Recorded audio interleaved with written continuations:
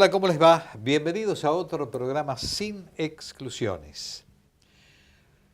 Realmente estamos con un nuevo gobierno, estamos en un nuevo ciclo de Sin Exclusiones y esperamos que este año efectivamente podamos brindarle información, clarificar conceptos como esto hemos tratado de hacer a lo largo de todo este ciclo que comenzó hace más de 12, 14 años, que estamos ininterrumpidamente en el aire. Y entonces, dado el hecho democrático por excelencia de tener un nuevo gobierno, nos permite avisorar la posibilidad de tener un país distinto. Por lo menos aspiramos a que todos pensemos un país distinto. Y nosotros vamos a tratar de contribuir con ese granito de arena que significa tratar de comunicar, tratar de clarificar conceptos y tratar de conversar con aquellos ligados estrictamente a todo aquello que significa conocimiento, que significa política, que significa economía. Porque hoy vamos a tener la posibilidad de dialogar con el diputado nacional Daniel Lipovetsky y luego vamos a hablar con Daniel Artana respecto de lo que puede significar el aspecto económico de nuestro país. Así que, dadas estas connotaciones especiales del programa, el primer programa del ciclo 2016, vamos entonces con Daniel Lipovetsky.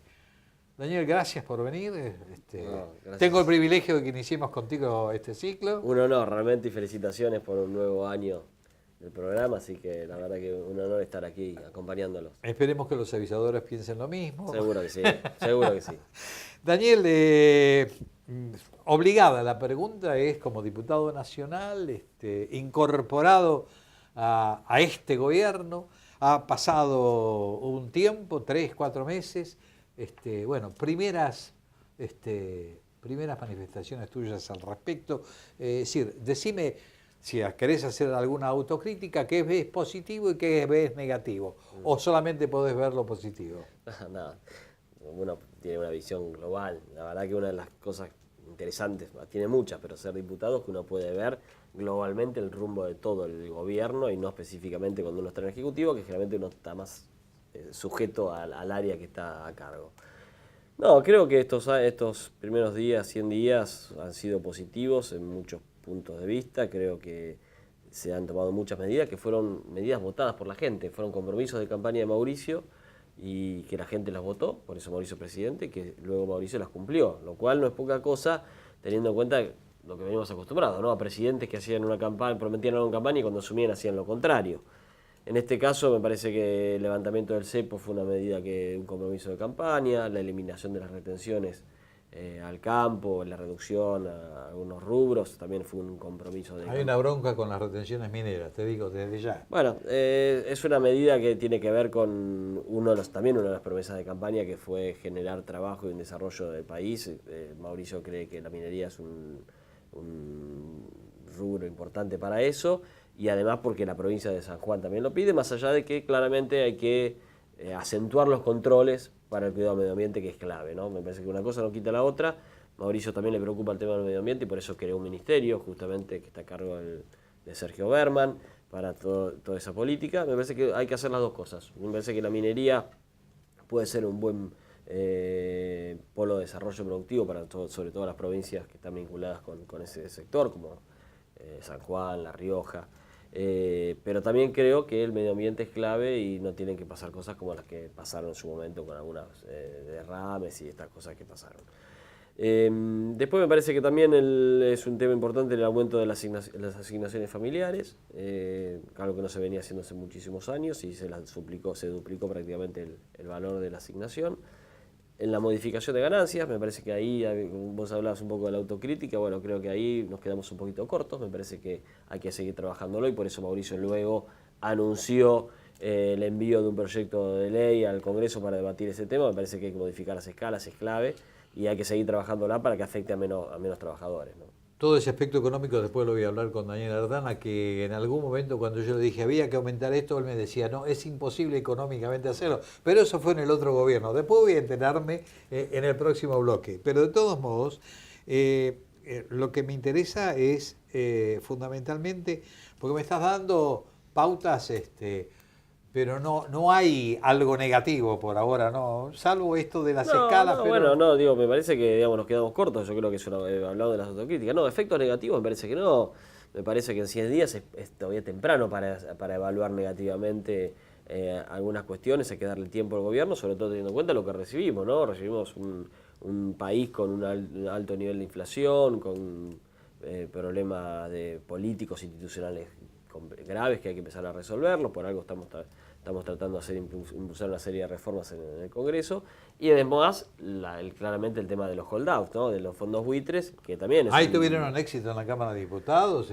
Fue un éxito, la verdad que fue importante el trabajo que hicimos desde el punto de vista... A ver, primero, para decir, fue un éxito en cuanto a la aprobación. Nosotros, si uno ve la sesión, que fue una sesión maratónica de 20 horas, cuando terminó la sesión no aplaudimos, no es que festejamos como fuera un éxito, porque la verdad que festejar una ley que nos obliga como país a pagar 12.500 millones de dólares, no deberíamos festejarla. La verdad que a nadie le gusta pagar, y menos con fondos públicos que se pudieran usar para otras cosas en un país que tiene muchas necesidades, más de 10 millones de personas bajo el nivel de pobreza, 25% de la gente sin cloaca, nos deja el gobierno anterior, sin pavimentos, sin agua potable. Por lo tanto, sería mucho mejor aplicarlo a eso. Pero lamentablemente son sentencias que perdimos de tribunales que elegimos voluntariamente someternos, que lo eligió el Estado argentino a través del kirchnerismo. A mí, por supuesto, hay sentencias del juez Griesa que no me gustan, pero uno cuando pierde el juicio tiene que pagarlo, porque si no paga, ¿qué pasa? Los jueces tienen un montón de instrumentos para hacer cumplir la sentencia, porque así debe ser, para eso es el valor justicia que ellos defienden. Y en este punto incluso hasta puso en peligro los canjes anteriores, porque estaban embargados o cautelares los pagos de los canjes anteriores, justamente porque la Argentina no estaba cumpliendo con las sentencias. Por lo tanto, las sentencias había que cumplirlas, y me parece que el gobierno en ese sentido hizo una buena negociación, logró una quita entre el 25 y el 30%, que me parece que es una buena quita, teniendo en cuenta que son gente que ganó los juicios. Y ahora me parece que estamos en este proceso de aprobar la ley y empezar a resolver ese tema. Siguiendo el lineamiento esto de aprobar los juicios, de cumplir con los compromisos de los juicios, te llevo a otro lado que fue promesa de campaña, y que fue decir, le vamos a pagar a todos los jubilados los juicios que están pendientes. Si nosotros trasladamos, salvando las distancias, el pago del holdout, que está con una sentencia firme y de ejecución en Estados Unidos, ¿qué pasa con una sentencia firme y con ejecución de los jubilados que están necesitando absolutamente ese dinero y no hay plata en el ANSES? No, yo creo que ya alguna medida, Basso, que es el titular del ANSES, anunció en cuanto que estamos estudiando la posibilidad de poder cancelar todos esos juicios. Creo que hay que tomar dos medidas. Una, hay que terminar con los juicios, y otra, hay que con esos juicios ya iniciados, y segundo, hay que terminar con una práctica que hace el ANSES, que es generar litigiosidad ella misma por su propio funcionamiento. ¿Por qué? Porque liquida mal los saberes jubilatorios, y eso hace que después los jubilados se vean obligados a tener que ir a iniciar un reclamo para reajustar su haber. Me parece que son dos puntos que hay que trabajarlos y hay que resolverlos. Coincido con que los juicios hay que pagarlos, porque además, para que la gente entienda, esos jubilados están mucho peor que los bonistas de Griesa, porque la manera de ejecutar los juicios, que cuando uno gana un reclamo, un juicio jubilatorio contra el Estado, que los jueces no tienen muchas medidas como tiene Griesa, que puede embargar. Entra en un proceso de ejecución muy complicado, donde la ejecución de la sentencia casi demora muchas veces mucho más que la propia tramitación hasta llegar a la sentencia. Y eso realmente hace que muchísimos pobrecitos abuelos fallezcan antes de cobrar los juicios, o que demoren años en cobrarlo, y eso está mal. Hablando con algunas abogadas dedicadas al tema, me dijeron que el ANSES sigue apelando ante la Corte Suprema los juicios, y in limine los rechaza la Corte. Esto, ¿por qué no se ha modificado? Bueno, porque están obligados a hacerlo, pero yo creo que hay que modificarlo. Porque además hay una cosa, no solamente van hasta la Corte, sino que además, por la propia ley de solidaridad provisional, que es una ley de la década del 90, no tienen costas. El Estado, por más que uno lleve hasta la Corte, no es que el Estado paga costas por haber llegado hasta la Corte. Por lo tanto, el Estado apela, y después, en definitiva, no tiene ningún tipo de perjuicio. El que tiene perjudicado, en definitiva, siempre es el jubilado, que la demora. Así que me parece que yo creo que con salvo sentencias que sean arbitrarias realmente, el ANSES debería dar por terminado el proceso una vez que llega a la segunda instancia, ¿no? ¿Cuáles son las consecuencias de la visita de Obama? Muy buenas. En primer lugar, me parece que desde el punto de vista de lo simbólico, ¿no? Después de años de un distanciamiento inentendible, me parece que volvemos a tener una relación con un país muy importante de nuestro continente y del mundo, por supuesto. Creo que no hay que tener falsas, digamos, sobreexposición sobre esto. No hay que ni volver a las relaciones carnales de los 90, ni tener el distanciamiento del kirchnerismo. Hay que tener una relación seria, estratégica. Equidistante. Sí, estratégica. Me parece que nosotros tenemos que saber qué cosas nos interesan de Estados Unidos. A Estados Unidos solamente le interesarán cosas de nosotros, porque así son las relaciones entre países y claramente tienen que ser así.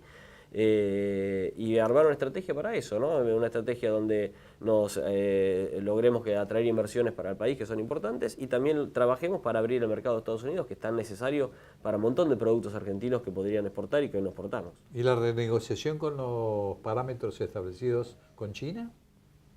Hay una comisión que está encontrándose con los representantes chinos para reevaluar lo que se arregló con Cristina. ¿Cómo lo ves eso? Bueno, no, con la misma lógica que creo que tenemos que tener una relación estratégica y seria con Estados Unidos, la tenemos que tener con China. Es un actor clave del mundo y más allá del tema de los swaps y de los permisos y de los préstamos que en su momento nos dio en yuan, etcétera, creo que me parece que tenemos que tener una relación importante con China, sabiendo que claramente es un país que es si bien es un gran comprador de materias primas, y por algo la soja valió tanto en su momento gracias a eso, también es un gran país exportador de manufacturas que algunas pueden afectar a la industria nacional y por lo tanto tenemos que saber estratégicos y saber qué negociamos en cuanto a acuerdos de libre comercio que podrían negociarse a nivel bloque. No sabemos que hoy por el Mercosur nosotros no podemos negociar acuerdos de libre comercio bilaterales con un país, sino que lo tenemos que hacer en bloque, lo cual creo que puede ayudarnos a ser más fuertes en esas negociaciones. La última pregunta tiene que ver con la resolución de la ONU, la reciente resolución de la ONU, que después de 20 años prácticamente de estudios, de presentación de proyectos, de análisis muy técnicos, realmente muy importantes, después de tanto tiempo la ONU resuelve extender las millas marinas de la Argentina a casi 350, sobre 200 que había antes, a 350 millas marinas, lo que implica una posibilidad de riqueza ictícola realmente importante. No se sabe qué hay ahí de abajo, ¿no? Es un gran triunfo de la diplomacia argentina, me parece que realmente es una gran noticia que tiene que ver justamente no solamente con la riqueza ictícola, con la exploración del petróleo offshore, que hay países vecinos, Brasil mismo, que ha sido transformado en un líder en esto, y también tiene que ver con el reclamo de soberanía sobre las Islas Malvinas, un montón de cosas que son muy importantes para la soberanía de la Argentina,